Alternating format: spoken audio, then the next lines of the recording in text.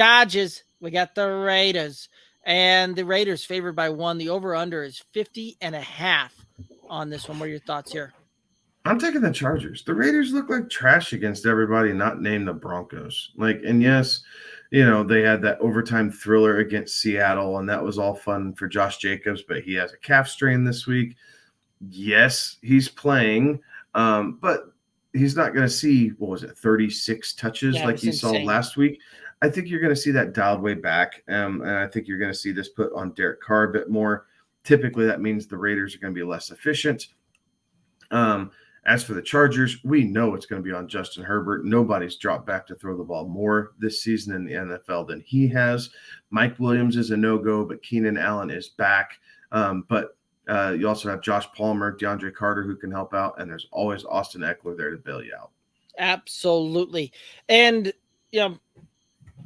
I got the Chargers as well. This is one of those that the Chargers have been just pretty darn good. When it comes to the spread, they're 7-4. The Raiders can't cover a spread to save themselves there, much less actually win football games. They're pretty bad at that unless they're playing the Broncos.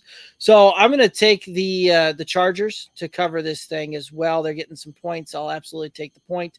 I do like the over. I think we're going to see plenty of points in this one. Again, this is two teams that do not like to stop opposing defenses there, or opposing offenses there. The Raiders, just kind of give up the points everywhere, especially if their pass rush can't get home and force a lot of pressure quickly on the quarterbacks.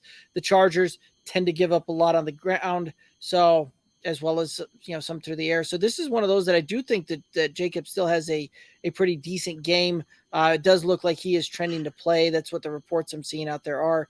But you said something earlier that you think that the Raiders are going to put the game a little bit more on Carr this week, and I absolutely see that one the same way. I do like Derek Carr's passing prop of over 250.5 passing yards. I like that. I also have Austin Eckler over 46.5 receiving yards. I think Max Crosby coming off the edge, going to speed Herbert up a little bit.